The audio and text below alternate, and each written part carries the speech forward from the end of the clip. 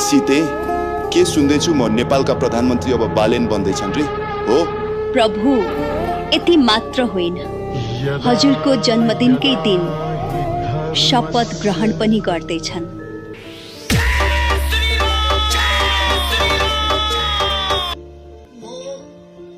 म बालेन्द्र शाह नेपालको सार्वभौम सत्ता र राजकीय सत्ता नेपालको सार्वभौम सत्ता र राजकीय सत्ता नेपाली जनतामा निहित रहेको नेपाली जनतामा निहित रहेको नेपालको संविधान प्रति पूर्ण वफादार रही सत्यनिष्ठापूर्वक प्रतिज्ञा गर्दै ईश्वरको देश र जनताको नाममा ईश्वर देश र जनताको नाममा शपथ लिन्छु कि प्रधानमन्त्री पदको जिम्मेवारी प्रचलित कानूनको पालना गरी मुलुक र जनताको भलो चिताई कसैको डर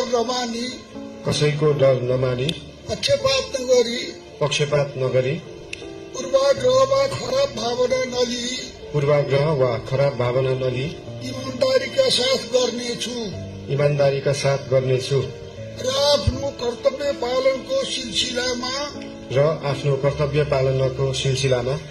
आफूलाई जानकारीमा आएको कुरा म पदमा बहाल रहँदा वा नरहँदा जुनसुकै अवस्थामा पनि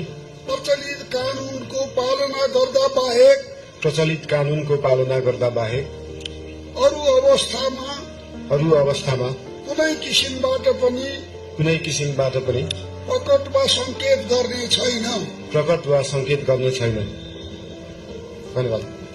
यसपछि नवनियुक्त सम्माननीय प्रधानमन्त्रीज्यूलाई आफ्नो आसनमा रही शपथ पत्रमा हस्ताक्षर गरिदिनु अनुरोध गर्दछु।